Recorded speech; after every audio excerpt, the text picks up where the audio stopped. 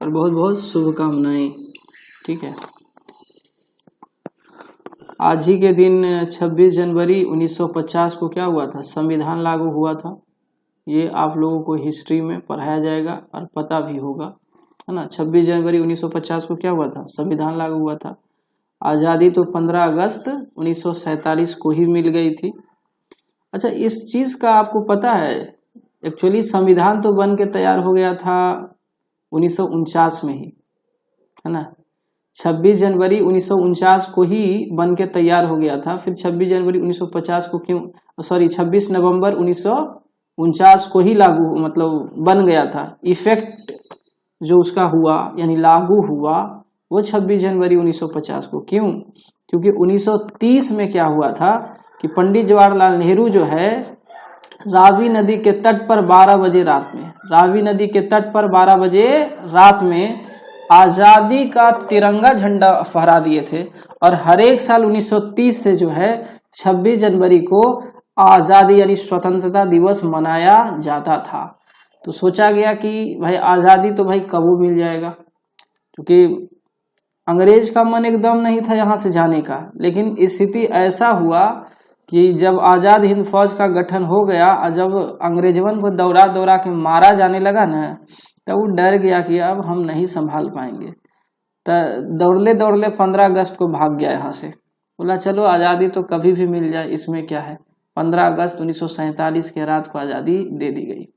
ठीक है, बोला कि इस 26 जनवरी को तो हम हर एक साल स्वतंत्रता दिवस मनाते हैं। बोला एक काम करते हैं, अरे आदमी 100% स्वतंत्र तो तब ना होता है जब किसी भी देश का अपना संविधान होता है। तो वही 26 जनवरी 1950 को अपना संविधान लागू हुआ, भारतीय संविधान।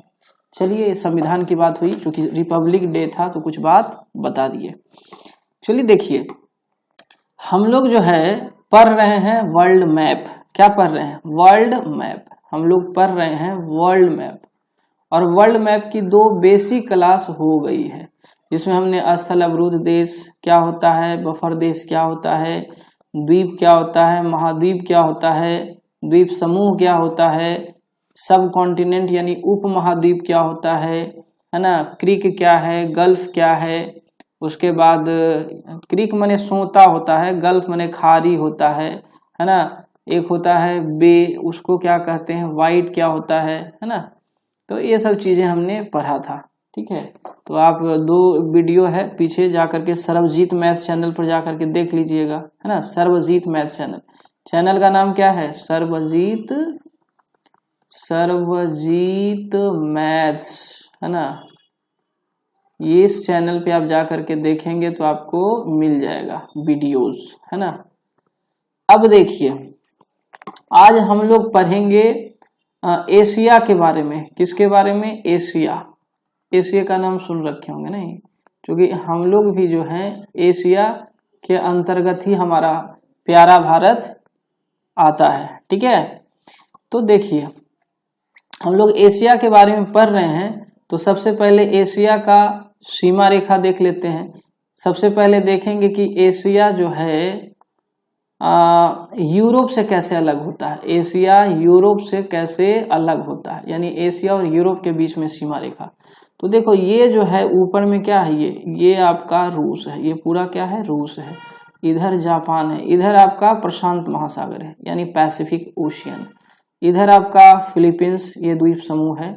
इधर भी आपका इंडोनेशिया है। क्या है? इंडोनेशिया है, वो नीचे तक है। इंडोनेशिया कहाँ तक है? नीचे तक है। यहाँ पूरा ये सब इंडोनेशिया है। क्या है? इंडोनेशिया है। और ये आपका भारत तो दिख ही रहा है, भारत तो एकदम निचवा में है, दिख जाएगा। इधर देखिए ये अरब प्रायद्वीप है, ये भी दिख रहा होगा। तो ये तो अफ्रीका से अलग होता है, इसको छोड़िए। ऊपर देखिए, यहाँ से देखिए, ये रूस के बीचों बीच एक पर्वत है जिसका नाम है यूराल पर्वत। क्या नाम है? यूराल। तो देखो इधर हो गया एशिया, ये वाला भाग एशिया है, ये आपका रूस का इधर वाला भाग जो है यूरोप में चला जाता है। तो ये सीमा रेखा का नाम क्या हो गया? यूराल पर्वत। कौन सा पर्वत? यूराल पर्वत। कौन सा पर्वत? यूराल पर्वत। और दूसरा यूराल पर्वत कजाकिस्तान से ऐसे करेंगे तो आ जाएगा क्या? कैस्पियन सागर। ये क्या है? कैस्पियन सागर। तो कैस्पियन सागर भी आपका एशिया और यूरोप के बीच में क्या बनाता है? सीमा रेखा। तो कैस्पियन सागर। बताओ दुनिया का सबसे बड़ा झील कौन सा है? कैस्पियन सागर। दुनिया का सबसे बड़ा झील कौन सा है? कैस्पियन सागर। याद रखना, ये सागर नाम है लेकिन है झील। कैस्पियन सागर से आगे बढ़ेंगे तो देखो ये तुर्की वुर्की ये सब जो है एशिया का ही भाग है। तो यहाँ आप कह सकते हो कि काला सागर भी क्या बनाता है? एशिया और यूरोप के बीच में सीमा रेखा बनाता है। और कौन बनाता है? काला सागर। काला सागर। और काला सागर से पहले भी एक और पर्वत है। यहाँ देखो, यहाँ जो जॉर्जिया, आर्मेनिया, अजरबैजान देख रहे हैं ना, तो जॉर्जिया, आर्मेनिया और अजरबैजान जो है, जॉर्जिया, आर्मेनिया और अजरबैजान जो है ये है आपका काकेशस पर्वत पर। कौन सा पर्वत पे? काकेशस। कौन सा पर्वत? काकेशस पर्वत। काकेशस पर्वत पर है, ठीक है।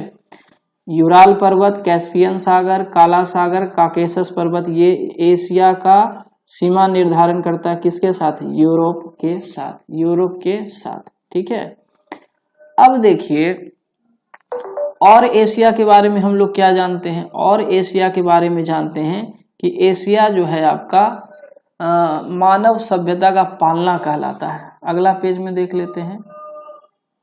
एशिया को क्या कहते हैं? एशिया के बारे में हम लोग देख रहे हैं तो एशिया जो है आपका, एशिया क्या? एशिया ये मानव सभ्यता का, मानव सभ्यता का क्या कहलाता है? पालना। पालना मतलब समझते हैं? झुलुआ। झुलुआ, झुलुआ पे बच्चा झूलता है ना, तो झुलुआ को क्या कहते हैं? बच्चा का पलना। तो उसी तरह से मानव सभ्यता का जो, मानव के सभ्यता का जो विकास हुआ वो एशिया में ही हुआ। कहिए एशिया में कहाँ कहाँ? तो सबसे पहले तो आप सुन रखे होंगे इराक का सुमेरियन सभ्यता। कौन सभ्यता? सुमेरियन सभ्यता। इराक का सुमेरियन सभ्यता। और ये किस नदी के तट पर है? ये नदी है दजला फरात। कौन सी नदी? दजला फरात, है ना, दजला फरात। और दूसरा है, ये तो इराक का सुमेरियन सभ्यता है। एक नाम सुन रखे होंगे मिस्र की सभ्यता। मिस्र भी क्या है? एशिया का हिस्सा है। तो मिस्र की सभ्यता, मिस्र की सभ्यता। तो मिस्र की सभ्यता किस नदी के किनारे है? नील नदी। कौन सी नदी? नील नदी। नील नदी। एक और सुन रखे होंगे आप उस समय, चीन की सभ्यता। कौन सी सभ्यता? चीन की सभ्यता। यह चीन की सभ्यता किस नदी के तट पर है? तो चीन की सभ्यता जो है आपका हांगहो नदी के तट पर है। कौन सी नदी? हांगहो नदी। जब चीन पढ़ाएंगे तो आपको हांगहो नदी दिखाएंगे, मिस्र पढ़ाएंगे तो नील नदी दिखाएंगे, इराक पढ़ाएंगे तो दजला फरात नदी पढ़ाएंगे।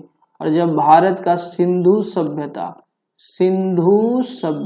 है ना, सिंधु सभ्यता किस नदी के किनारे है? सिंधु सभ्यता का ही नाम है हड़प्पा सभ्यता। हड़प्पा सभ्यता, हड़प्पा सभ्यता। ये है आपका सिंधु नदी घाटी, सिंधु नदी तंत्र कह सकते हैं, क्योंकि सिंधु नदी में बहुत सारी इसकी सहायक नदियां हैं। तो सिंधु सभ्यता सिर्फ सिंधु नदी के आसपास ही नहीं मिला है, सिंधु नदी का जो भी सहायक नदी था उसके आसपास में भी जब खुदाई होने लगा तो पता चला कि सारे सिंधु नदी तंत्र के आसपास ही पूरा एकदम सिंधु सभ्यता था। तो अब सवाल उठता है कि कोई भी सभ्यता आखिर नदी के तट पर काहे विकसित हुआ?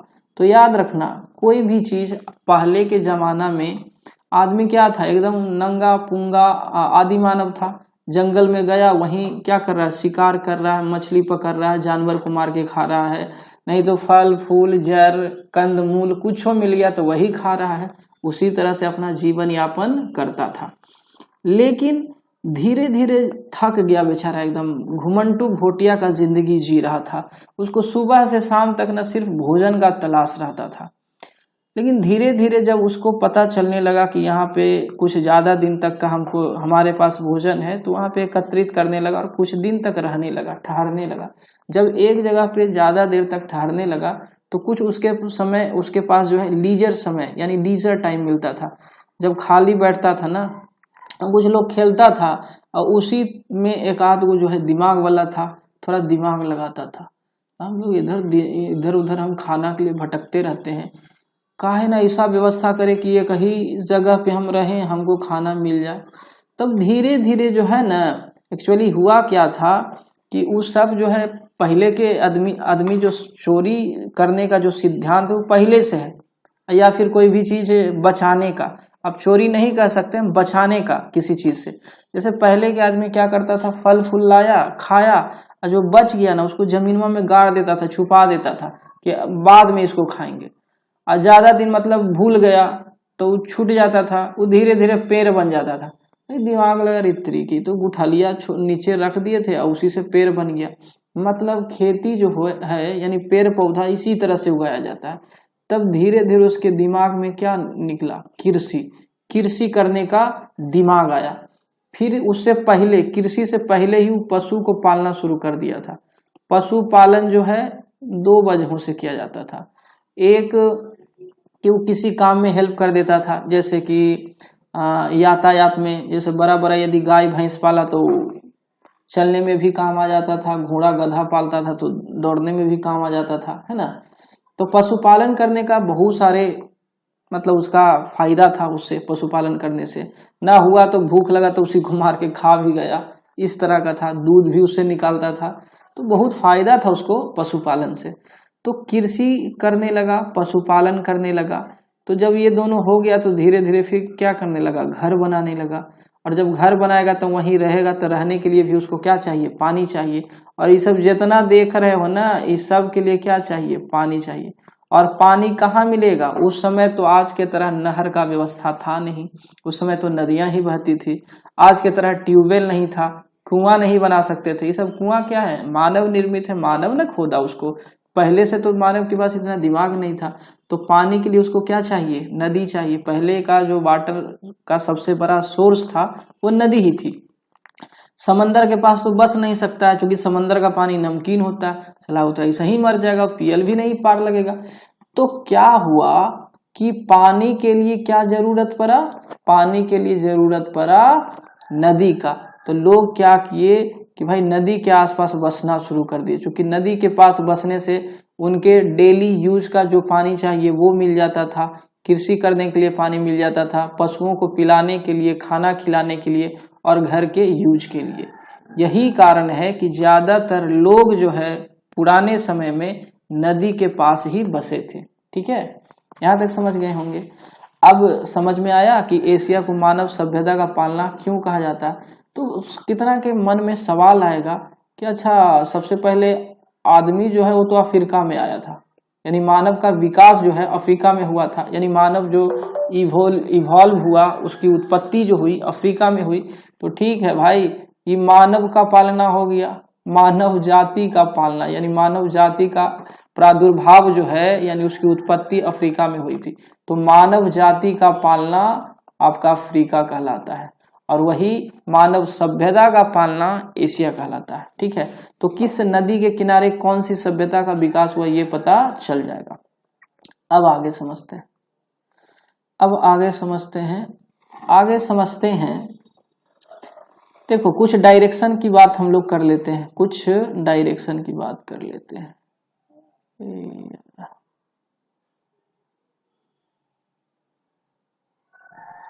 क्या हुआ, आवाज आ रहा है? वेरी गुड, आवाज आ रहा है। तो हम लोग कुछ डायरेक्शन की बात करेंगे। तो चलिए देखिए, जब भी हम लोग मैप देखते हैं तो मैप में जो ऊपर होता है उसको कहते हैं उत्तर, और जो नीचे होता है उसको कहते हैं दक्षिण, जो दायां होता है उसको कहते हैं पूरब, और उसके अपोजिट में क्या होगा, पश्चिम। क्या होगा, है ना, उसके अपोजिट में क्या होगा, पश्चिम होगा। ठीक है, अब क्या करेंगे, ये डायरेक्शन हो गया। ऊपर क्या है, उत्तर है, नीचे क्या है, दक्षिण है, इधर क्या है, पूरब है, इधर क्या है, पश्चिम है।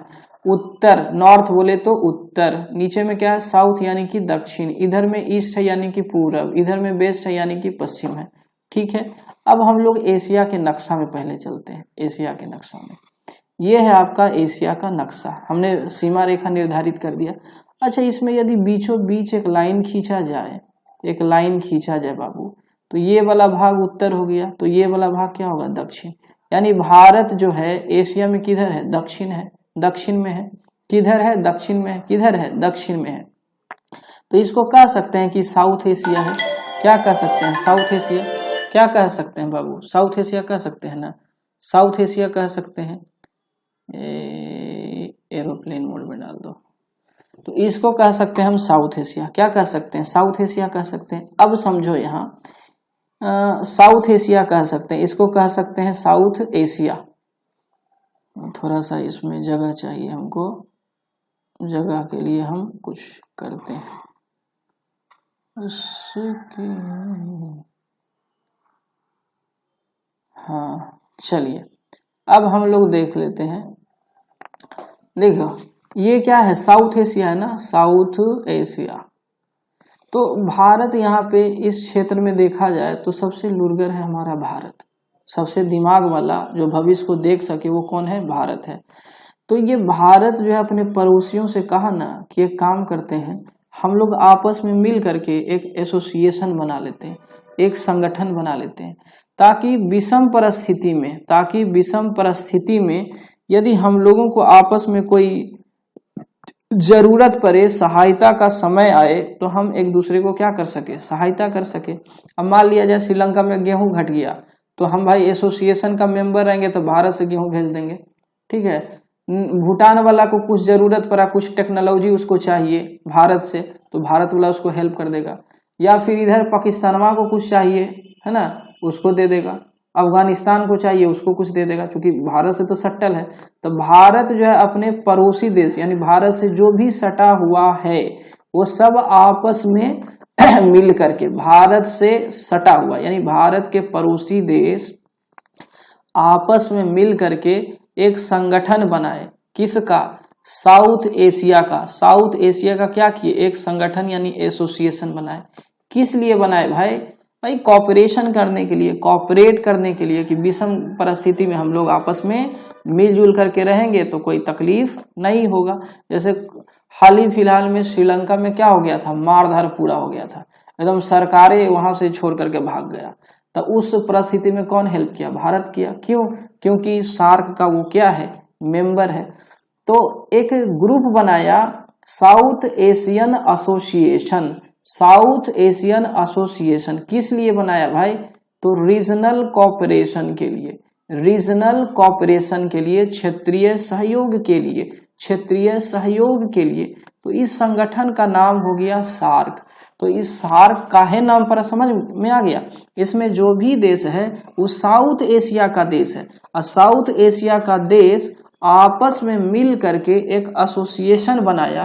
किस लिए बनाया भाई? रीजनल कोऑपरेशन के लिए, रीजनल कोऑपरेशन के लिए। तो उस संगठन का नाम क्या पड़ गया शॉर्टकट में? सार्क। और इसका गठन हुआ था 1985 में। इसका गठन हुआ था 1985 में। इसका फुल फॉर्म कई बार पूछ देता है, इसलिए लिख लीजिएगा साउथ एशियन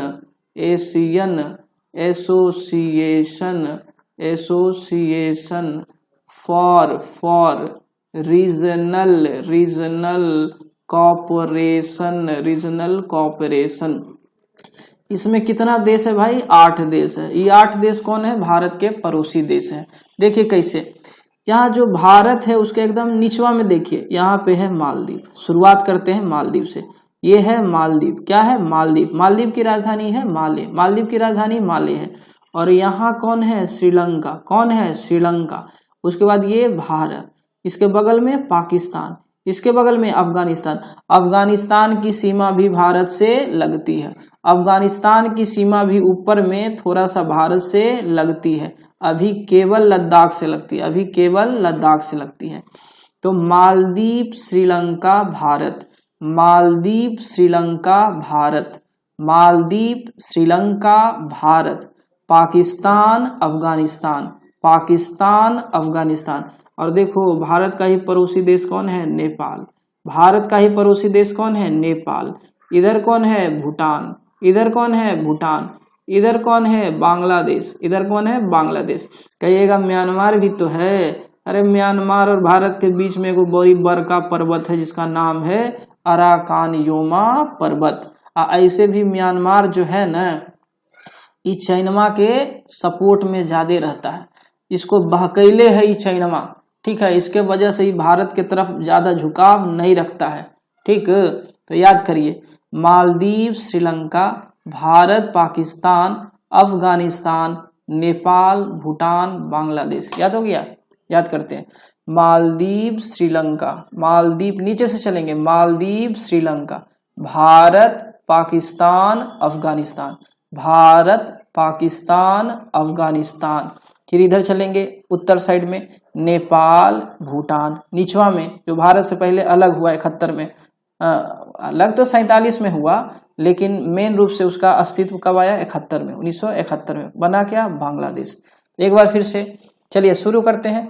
मालदीव, श्रीलंका, मालदीव, श्रीलंका, भारत, पाकिस्तान, अफगानिस्तान, भारत, पाकिस्तान, अफगानिस्तान, नेपाल, भूटान, बांग्लादेश, नेपाल, भूटान, बांग्लादेश। चलिए इसका नाम लिख देते हैं फटाफट। देखिए कौन है? मालदीव, मालदीव।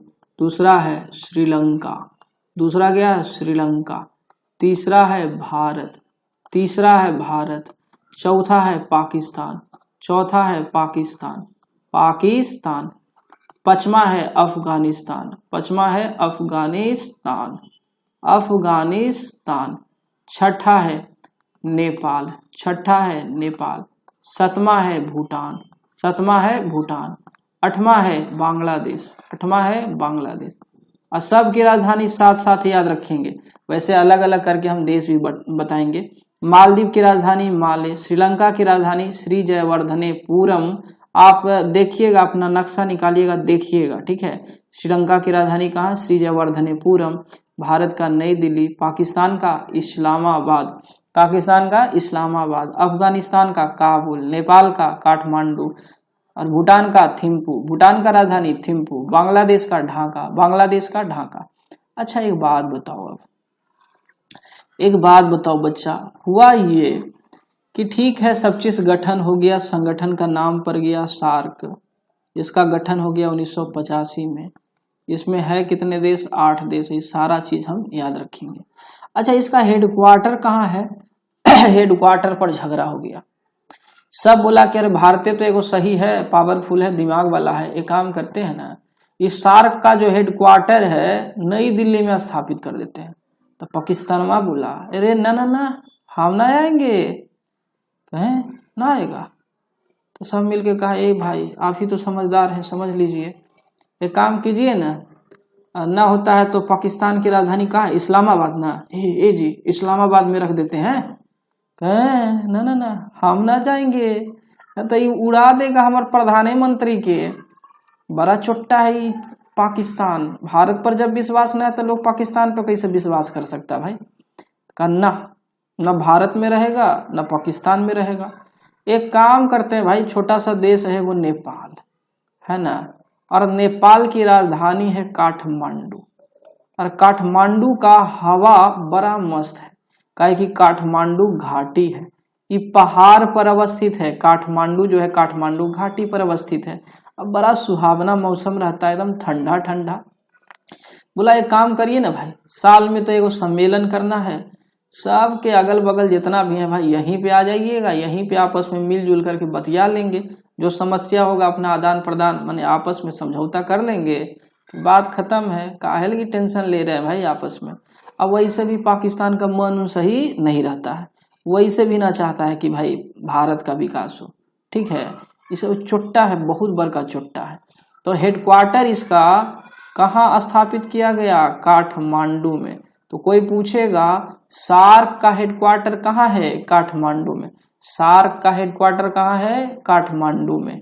समझ में आ गया? 8 देश याद हो गए। कौन कौन? फिर से बोलिए। मालदीव, श्रीलंका, मालदीव, श्रीलंका, भारत, पाकिस्तान, भारत, पाकिस्तान, अफगानिस्तान। मतलब सोचेंगे, मैप में याद रखेंगे, दिमाग में मैप याद रखेंगे। अच्छा मालदीव कहाँ है? भारत से नीचे जाएंगे हिंद महासागर में तो एक द्वीप है छोटा सा, जिसका देश उस द्वीप पे देश बसा हुआ है जिसका नाम है मालदीव। मालदीव के बाद ऊपर में है श्रीलंका, श्रीलंका, श्रीलंका भी क्या है? द्वीप है। श्रीलंका के ऊपर में है भारत, भारत से इधर देखेंगे पश्चिम में तो पाकिस्तान दिखेगा, है ना। ओकर ऊपर देखेंगे अफगानिस्तान दिखेगा। भारत के इधर उत्तर में जाएंगे, उत्तर पूरब कह सकते हैं, उत्तर पूरब में देखेंगे तो दिखेगा नेपाल। उसके जस्ट बगल में दिखेगा भूटान। ठीक है। और निचवा बंगाल के बगल में एगो देश है, बंगाल के बगल में एक देश है बांग्लादेश। पूरा मैप को दिमाग में याद करेंगे तो सब चीज याद रहेगा। अब सवाल बहुत बार पूछा है भाई कि इनमें से कौन सा देश सार्क के सदस्य नहीं है, या 4 ऑप्शन दे देगा, बोलेगा इनमें से कौन सा देश सार्क के सदस्य हैं। आई बिहार एसएससी में बहुते पूछा है, आप प्रीवियस ईयर क्वेश्चन उलट लीजिएगा, ठीक है। तो चलिए अब इसी में हम एक बाई एक करके देश का अध्ययन करेंगे। सबसे पहला देश कौन सा है, मालदीव। सबसे पहला देश कौन सा है, मालदीव।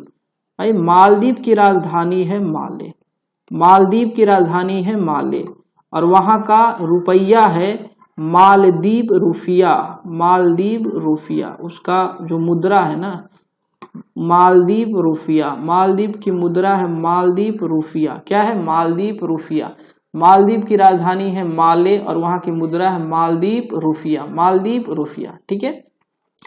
देखो ये मालदीव का समुद्र तल से ऊंचाई जो है, समुद्र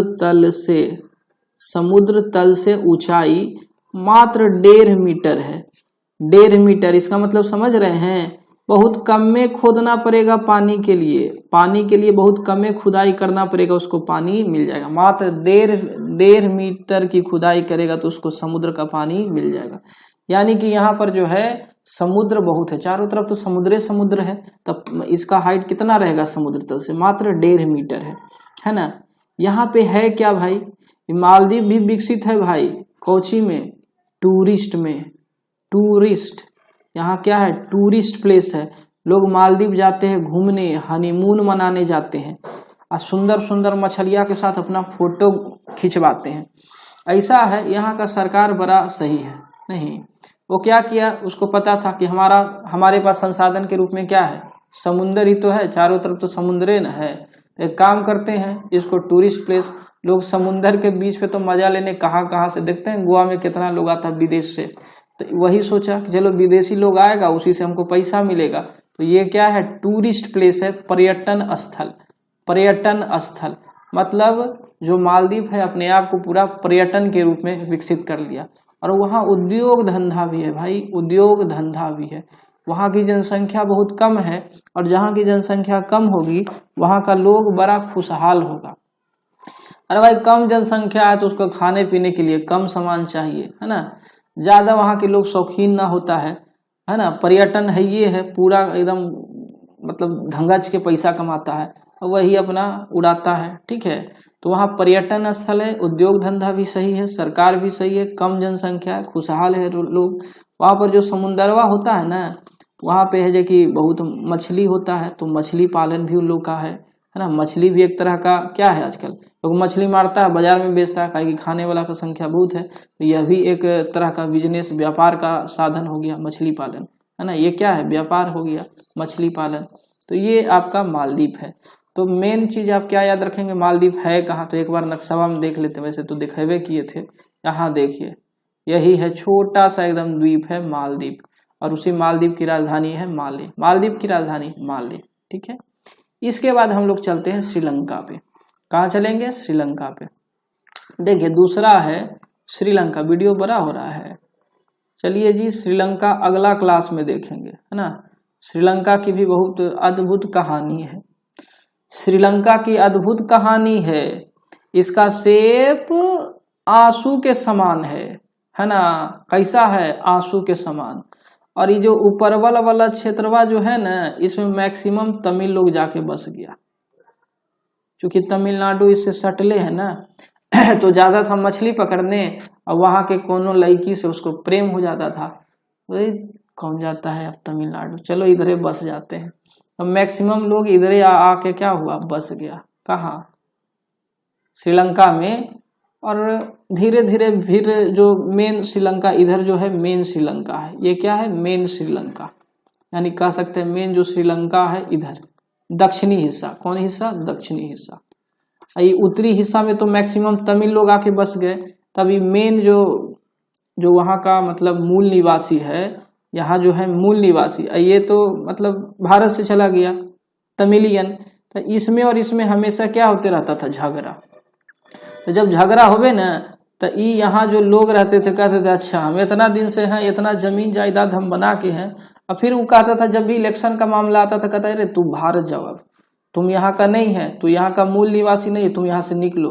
अच्छा मैंने 30 साल से हमारे बाप दादा यहाँ पे बनाया कमाया, हम यहाँ पे निवास कर रहे हैं, अब कहता है तू कि हम यहाँ का नहीं है, कहाँ का है।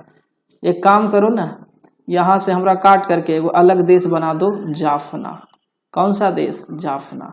क्या बोला कि एक काम करना, तोरा फुर्सत नहीं है ना, मतलब तू चाहता है कि हम दूसरा देश में जा रहे हैं, हम यहीं जन्म लिए हैं, यहीं पलेंगे, यहीं बढ़ेंगे। अस्तित्व का लड़ाई लड़ रहा था कौन? ये तमिलियन। एलटीटी है ना, एलटीटी समस्या याद रखना। एलटीटी समस्या जो है श्रीलंका से रिलेटेड है। एलटीटी समस्या क्या है? लिट्टे जिसको बोलते हैं, LTTE है ना, लिट्टे। लिट्टे उसी समय राजीव गांधी की मृत्यु हो गई थी उसी समस्या के चक्कर में। चलिए वीडियो बहुत बड़ा हो जाएगा, इसको नेक्स्ट क्लास में डिस्क्रिप्ट यानी कि तो एनालाइज करेंगे, एक्सप्लेन करेंगे। तब तक के लिए जय हिंद जय भारत।